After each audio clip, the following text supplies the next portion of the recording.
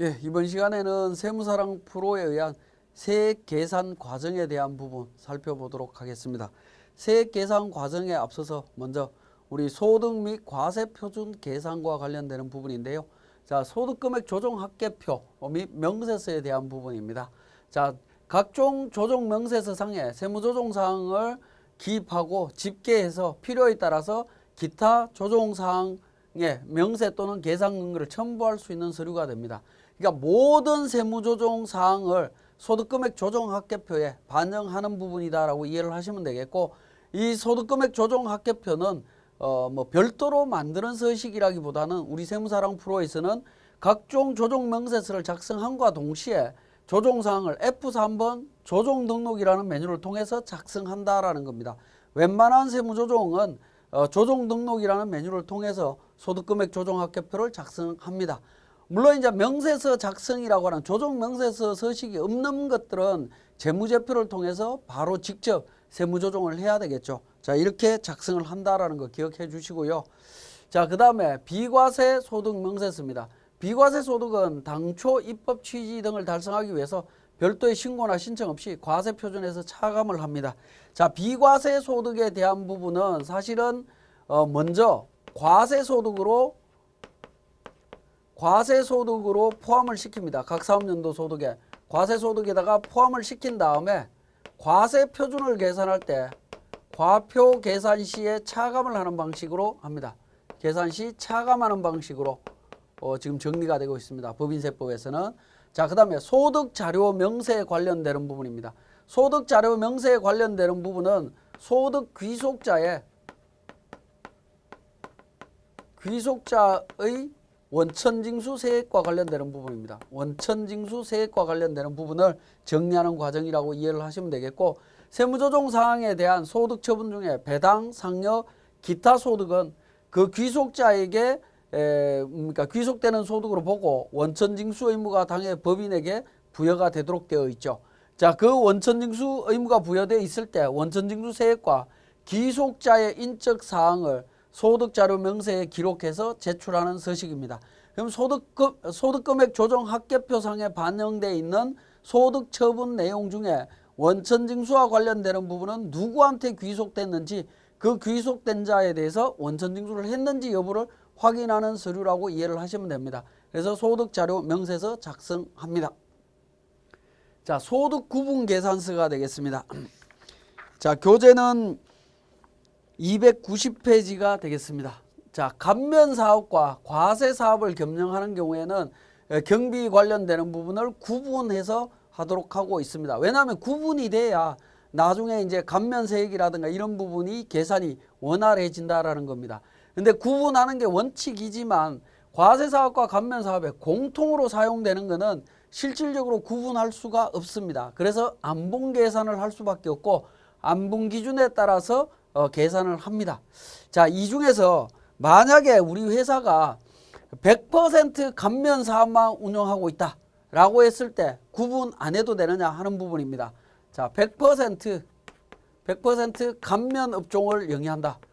감면 사업을 한다라고 했을 때 안분 소득 구분 안 해도 되느냐? 소득 구분 안 해도 되느냐 하는 부분인데, 소득 구분 반드시 필요하다라는 겁니다. 필요하다. 이게 원칙입니다. 자, 100% 감면 사업만 한다 하더라도 세법에서 비감면 소득으로 규정하고 있는 부분들이 있습니다. 대표적인 게 수입 배당금, 수입 이자, 수입 임대료, 유형자산 처분이 수입 이자 안에는 인정 이자도 포함이 됩니다. 그죠? 인정 이자도 포함이 되기 때문에, 자, 이런 부분들이 포함되어 있을 수 있기 때문에 100% 감면 사업만 영위한다 하더라도 소득 구분은 필요하다라는 걸 전제로 진행을 하셔야 되겠습니다. 자, 소득 구분 계산서 작성할 때 공통입금과 공통송금을 안분을 어떻게 할 거냐 하는 부분인데요.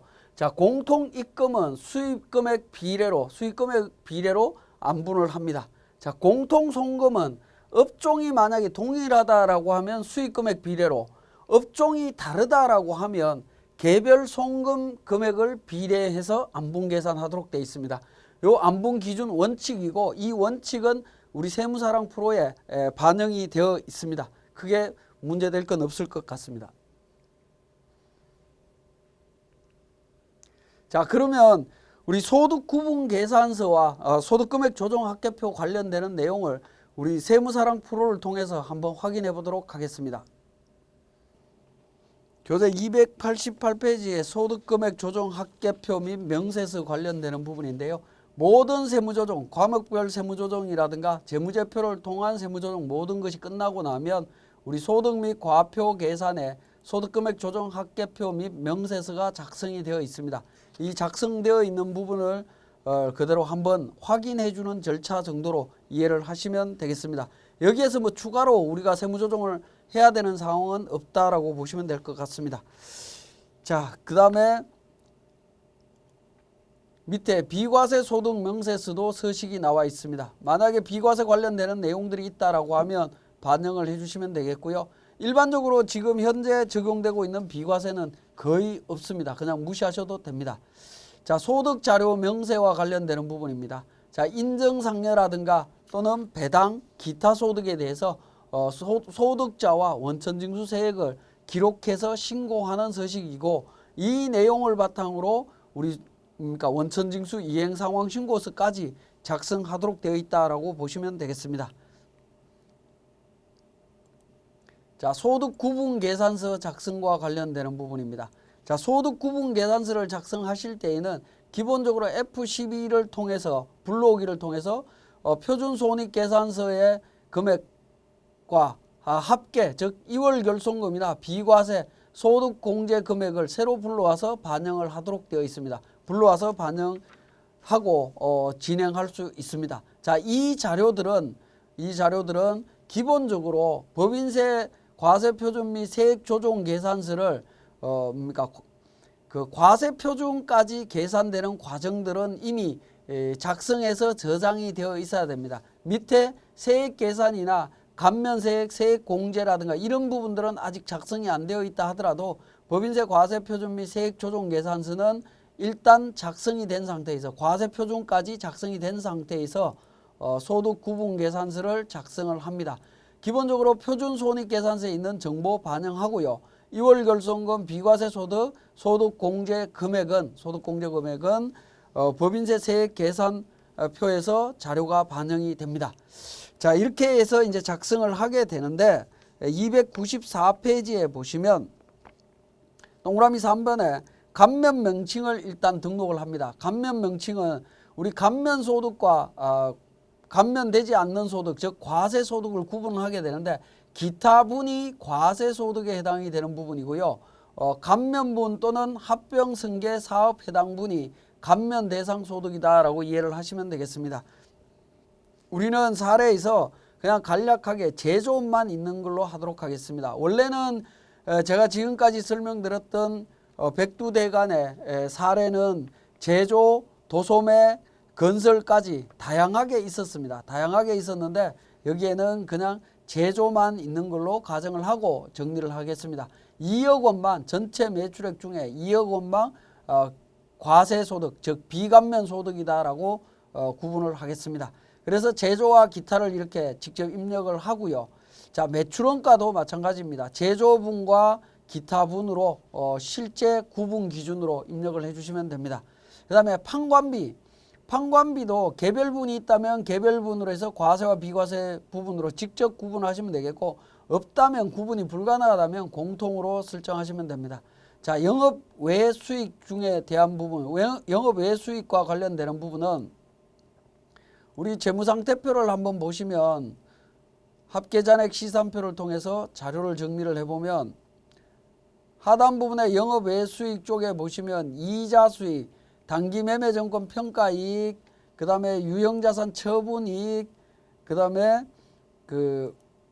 뭐 이런 부분들은 그 비감면 소득으로 구성이 되어 있죠. 비감면 소득에 해당되는 부분들을 찾아서 정리를 하시면 됩니다. 그 금액이 220만 원 정도 된다라고 보고 나머지 기타분으로 넘어갑니다. 제조업과 해당되는 부분 220만 원, 나머지는 3,133만 6천 원은 기타분으로 이렇게 구분을 해주시면 되겠습니다.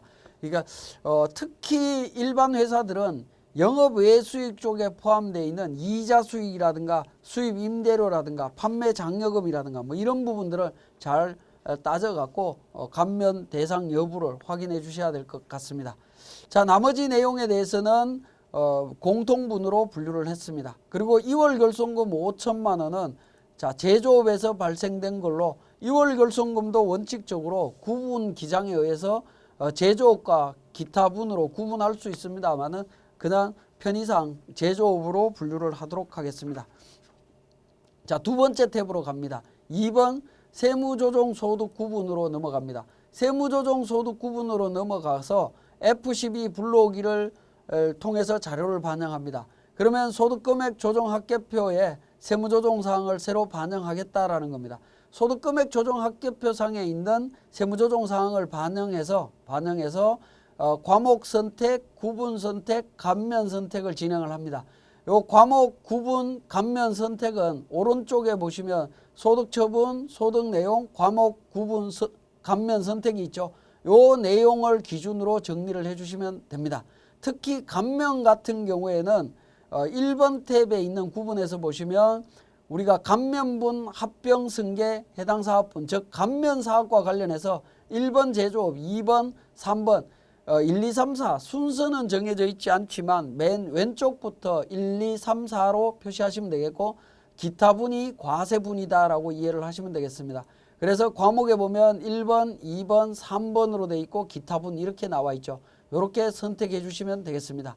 특히 법인세 비용 같은 경우에는 법인세 비용은 우리 표준손익계산서에 보면 법인세가 이미 빠져 있습니다. 내용이 빠져 있기 때문에 과목은 해당 없음으로 정리를 하시면 됩니다. 해당 없음으로 해서 구분이나 감면은 전부 다 해당 없는 걸로 정리를 하시면 되겠습니다.